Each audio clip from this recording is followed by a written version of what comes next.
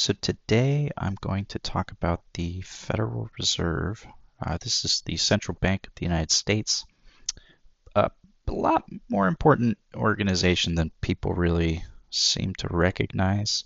They have a pretty outsized influence on the U.S. economy and financial system, and it's amazing that people don't really don't know much about it, at least from my experience. Um, and most people I've run into tend that if you mention the Federal Reserve, they just associate, oh, they control the interest rates. That's sort of true. Not completely, though. The interest rates have what's called the yield curve. You may have heard that term. But basically, the Fed controls interest rates at the beginning of the curve. And the curve is basically it's the length of or duration of um, different bond rates, U.S. Treasury bond rates.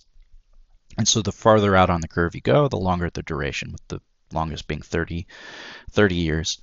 But the Fed funds rate, that's what the Fed controls, is pretty much just the short-term rate, and they kind of set a range, and then everything prices off of that. So if they say the Fed lowered rates, really what they're saying is the Fed lowered the minimum rate, the shortest duration rate, and everything else will still price off of that. That also means that even if the Fed lowers or raises interest rates, the rest of rates might not change with it. We saw last fall, Fed lowered rates, and yet mortgage rates still went up because the 10-year rate and the longer duration rates went up in anticipation of inflation. So yeah, that's when they say the Fed lowers rates, it's may or may not have an immediate impact on you if you're looking to borrow money, or if you're looking at your bank account wondering why your interest rate is still 0.1% or something like that. So that's the interest rates they control. The second thing, I'll actually explain this here. I made a picture. So this is let me start over. This is a bank. All right, we've got this big rectangle. This is a bank. The way banks work is they make money between the spread of the interest they pay depositors and the interest they make from loans. So if they're going to get deposits, they'll pay them 1% interest rate. They'll send out loans that make, say, 2, 3, 4% interest rates. All right, and that's how they make their money. They're making money on the spread between the two. Now, when somebody comes along and deposits money in a bank, there's a couple implications this is going to have because of this process. Number one, it's going to increase the money supply. And let me explain. So person Z, right, over here on the left, they have, let's say they have $100. They put it in the bank. On paper, they have $100 in the bank. The bank is going to take some portion of that and loan it out to person Y over here on the right. So they'll give person Y, say, $50 with a loan. So person Z has $100 in the bank. Person Y has $50 in cash. Now there's $150 in the system, right? So they've created $50 out of thin air via loan, via credit. And so you've expanded the money supply. That also works in reverse, right? If people stop borrowing money over time or very suddenly because interest rates shoot up or you have a severe recession, whatever, various things, the money supply will contract because the banks stop lending money. And so all the money that's created via loans, via credit, goes away, and you get a reversion back to basically what just actually exists. Or usually not in full. You'll still have some loans and things out there in the system. But generally speaking, the total percentage of credit, money created via credit, starts to disappear and dissipate.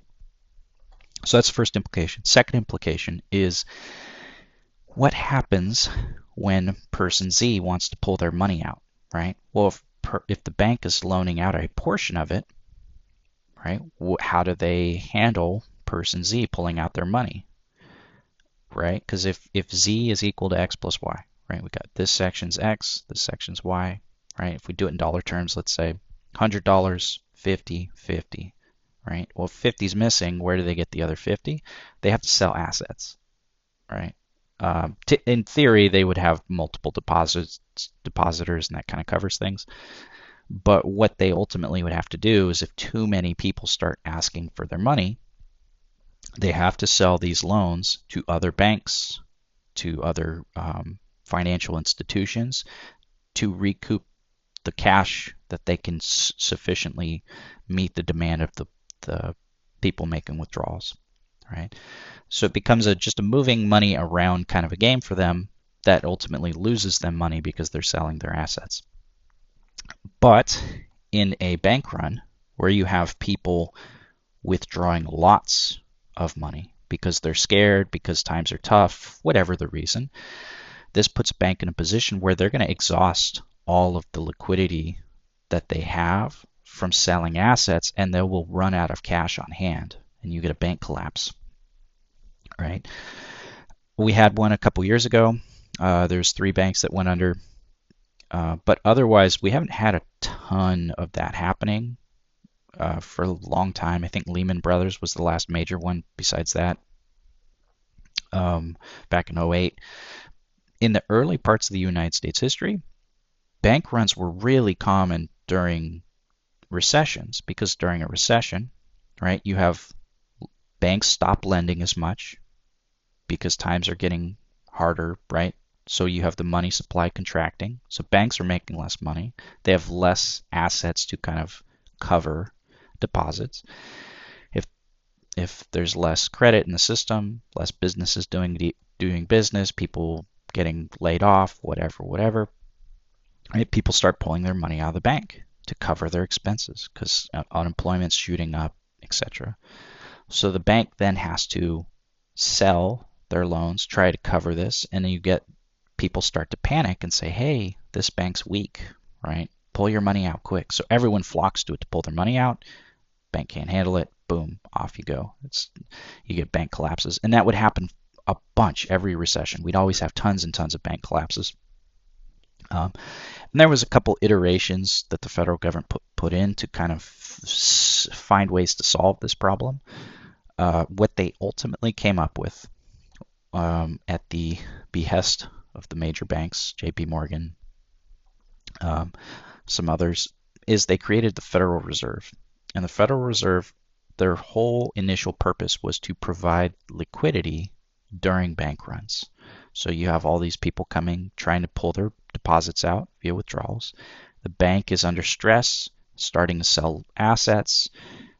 They need the extra cash on hand. Help. The Fed steps in, just makes a bunch of deposits, usually via loans, and says, hey, we'll loan you X amount of cash so you have the liquidity needed to cover your withdrawals and survive the run.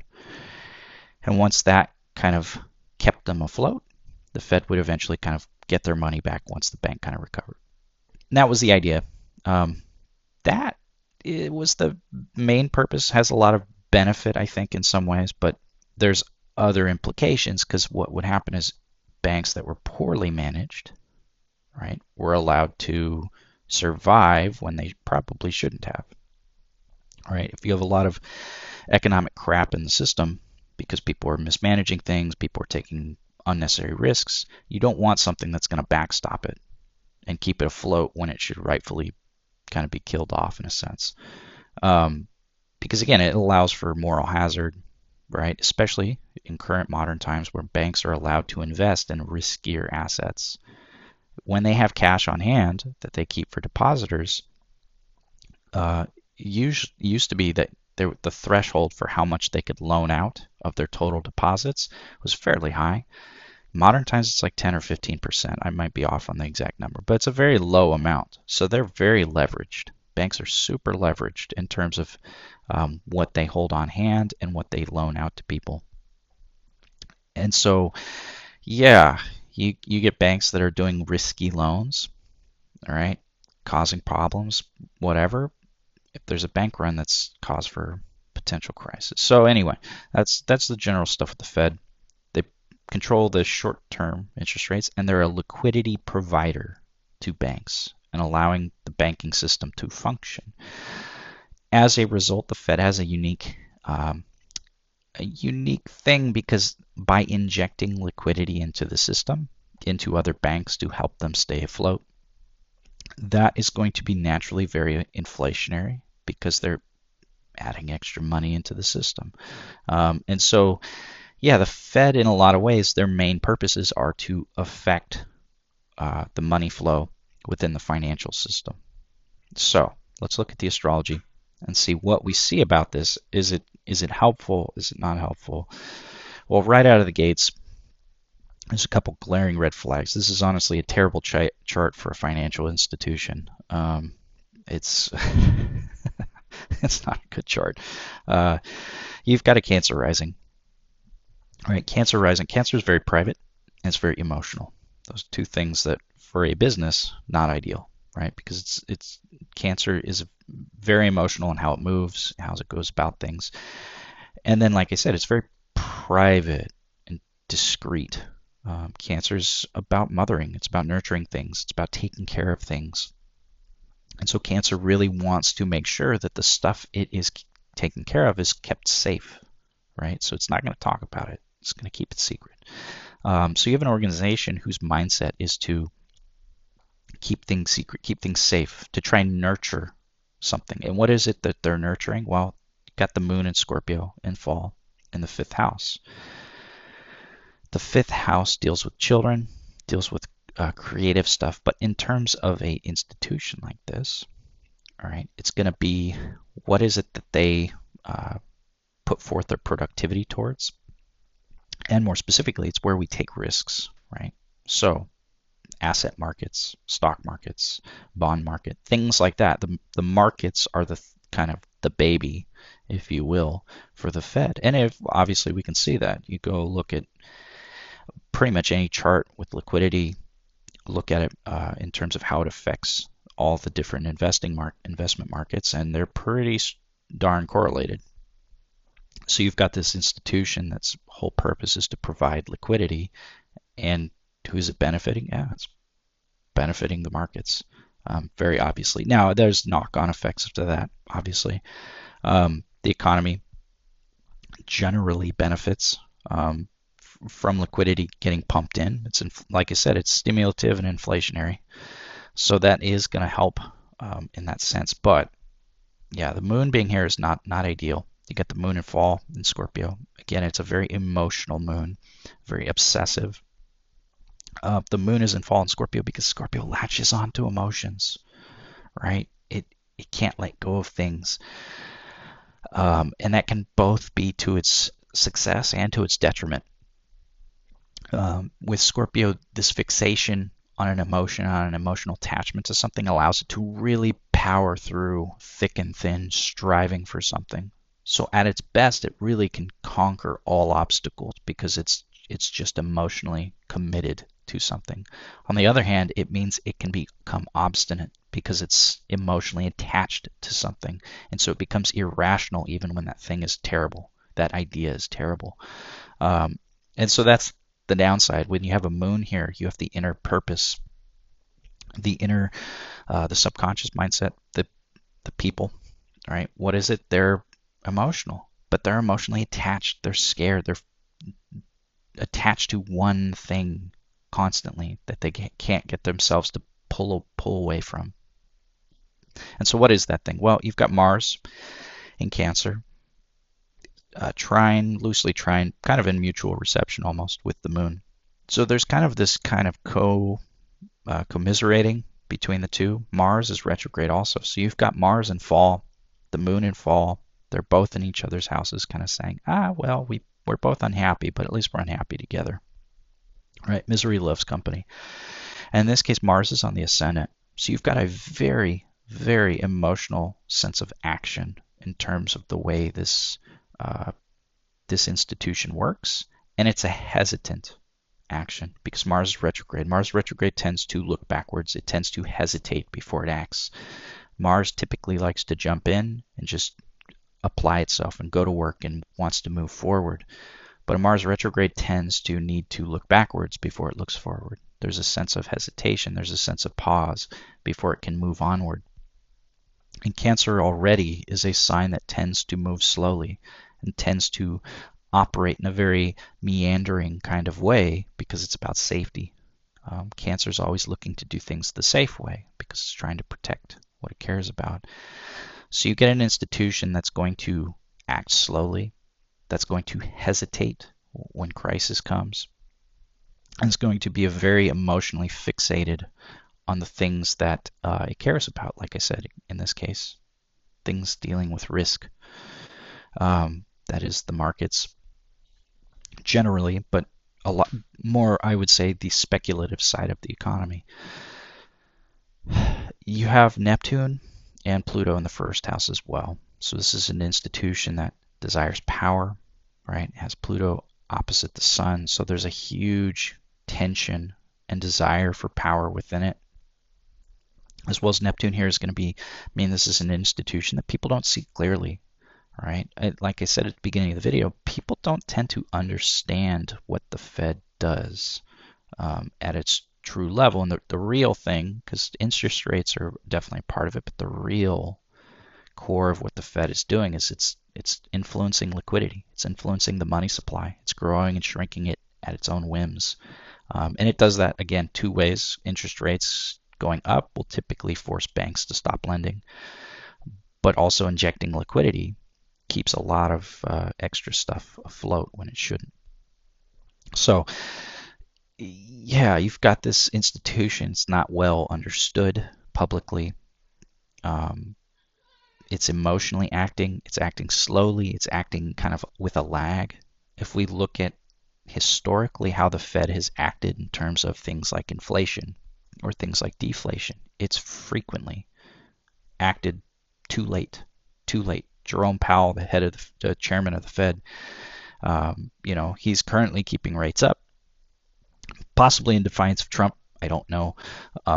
Partially because they understand that inflation has not been thoroughly killed off the way they want it to, but also because they don't want to repeat what happened in 21-22, where we had high inflation in the States and the Fed chose to not do anything until it started to get out of hand. They waited too long. They didn't jump in soon enough. And again, that's just seeing this in action. Some other things. We've got Saturn opposite Mercury, and Saturn is in the 12th house. Mercury in the third, or in the sixth is kind of interesting. Sixth deals with work. In institutions, kind of military combativeness, but it's going to be the way they approach things. So you've got an intellectual sense here, right? Mercury in the sixth in this case I think would be good, but it's Mercury in Sagittarius, which tends to take a big point of view, right? Look at the big picture. Look at the big picture. And what is the Fed's dual mandate, as they say, right? It's unemployment and the economy, right? Making sure those things, or sorry, inflation and unemployment. So the economy and then the financial side of things, essentially. Well, that's big picture, right? That's not really, if it's an institution that was designed to look at banks specifically and help them out in times of crisis, this is taking a very broad view compared to what it was designed for, and kind of this is what it's morphed into. But it's also hemmed in by this Saturn over here. So there's a sense of limitation to the effects that they think things through, to the effect that they can kind of communicate what they want to say. And Mercury rules the third house of communication as well. So there's a strong sense of they don't always say what they're able to. And then at times you have Saturn up here in the 12th. And Saturn can deal with our fears. And in the 12th specifically, I think there's a big fear. Fear of structure, fear of making things concrete. And so there's, in this case, Gemini is about sharing, right? Cancers have Gemini in the 12th house, and 12th house is where we don't understand things. It's where things are hidden. It's where our undoings come from. It's also the subconscious. In this case, for an institution, though, it's going to be the areas of the institution that's kind of like a big giant blind spot. It's a thing the institution doesn't quite get. What do they not get? The ability to share, the ability to analyze the data the detailed data and put it together and make concrete sense of it here with Saturn. So you got an institution whose purpose they can't even function with, honestly, in terms of what it was initially designed to do. And so instead you get an institution that wants to focus on the big picture, focus on the risk markets. That's who it's truly beholden to, right? It was started by what? The big banks. And it's going to act emotionally. So again, not a very good thing for the Fed. The other thing too, in regards to the Fed in terms of their fears, is Saturn's about contraction, right? The 12th house, what's the undoing, right? The undoing, house of undoings, 12th house. What's the undoing for them? It's Saturn, contraction. What has been the one big fear that the Fed and the U.S. policymakers in terms of the economy have feared generally since more or less its inception? Deflation, right? Let's go back to the picture. Deflation. When you get credit drying up because liquidity has evaporated because people are pulling money out of banks and banks no longer have this money to loan, that is deflationary. The money supply is shrinking. So when you get deflation, right, the old recessions in U.S. history were all deflationary recessions by and large. And when that happens, banks fall apart, banks collapse, people lose money, and prices go down because that's how deflation works. And prices have to go down to a level that people can afford to buy again and get things going. The Great Depression was one of the most, I don't want to say horrific, but it was one of the worst deflationary recessions we had.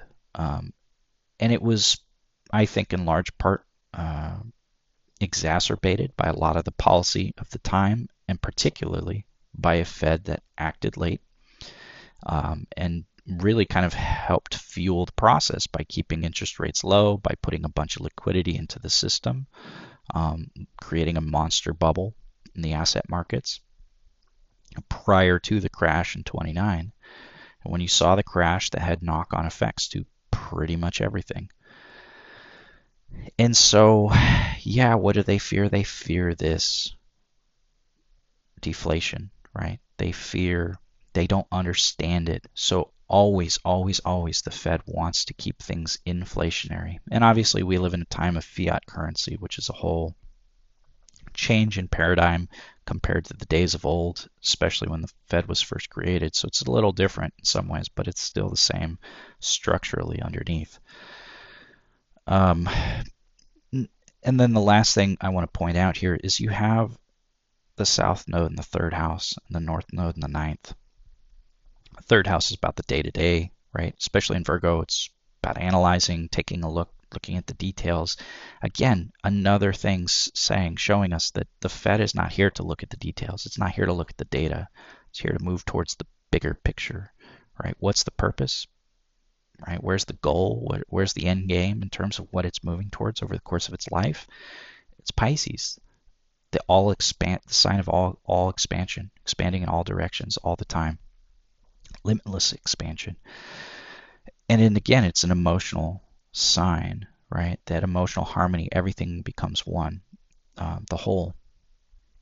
You have these things here pointing to the Fed wants to look at the big picture, when by designation it was meant to be, right, the little picture, but it's geared towards looking at the big picture, geared towards looking at the whole and acting in a way that's emotional, trying to solve it. So yeah, that's the Fed. It's not a good chart. It's not a good chart because it's, again, an institution that's going to act so emotionally in terms of how it operates is not ideal. And you've also got, I didn't even mention this, but we've got Venus in conjunct Mars. So there's not even harmony between its actions and its desires. It's the things it finds pleasing, right? The wealth of the nation. Its actions are completely at odds with the wealth that it's going to deal with, right? Or I don't want to say at odds. It's not a square, but it's uncomfortable. There's an uncomfortable knock-on effect to the wealth that it's creating and that it's trying to obtain. My cat is meowing in the background if you can hear it. But so that's the chart of the Fed. It's a frustrating institution once you look at it. And again, this cannot be overstated. There's a desire for power here that was baked into it. And what have we seen and it's a power struggle, I should say, too, because the sun is in the seventh house. So the sun being here means this is an institution whose desires are always beholden to somebody else. Right? Who is that somebody else? Well, Jupiter here, I would venture to guess the United States, right? Federal government, possibly current modern times, maybe the president.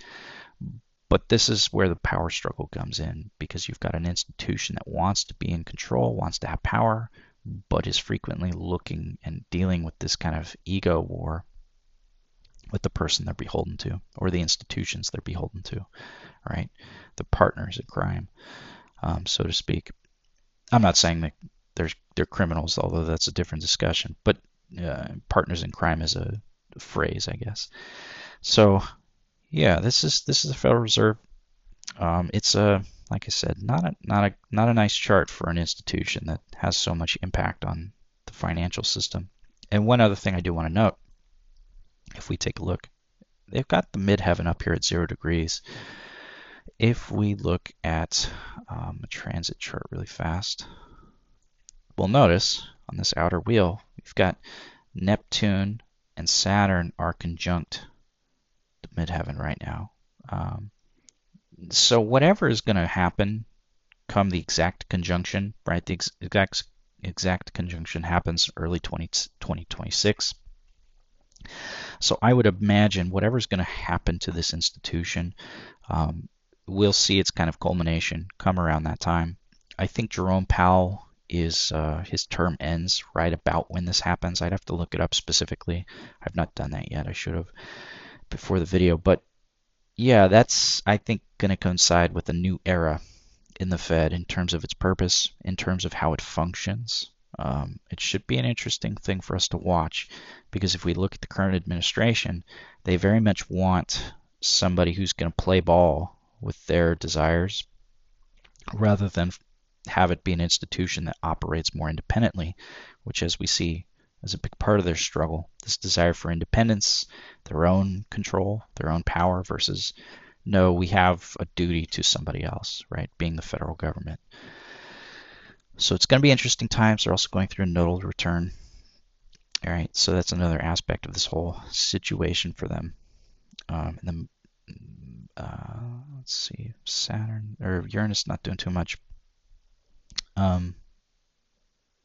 Yeah, it's and Pluto's almost to their years, so it's gonna be interesting. Gonna be interesting to watch. I would expect, like I said, sometime next spring is gonna be when things really kind of reach a kind of peak of what's about to happen, how it's going to be restructured, the changes in direction that they may start to make.